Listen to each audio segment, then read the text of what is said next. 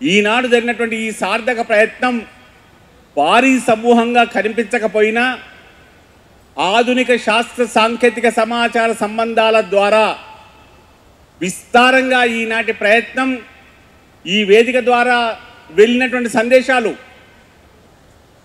ఇంకా రానున్న సందేశాలు వాటిని చాలా సంక్షిప్తంగా మన సమూహాలకి ప్రవహించే రీతిలో ప్రసరించే రీతిలో ప్రయత్నం చేసి దాని ద్వారా మున్ముందు పద్మశాలి బిజినెస్ నెట్వర్క్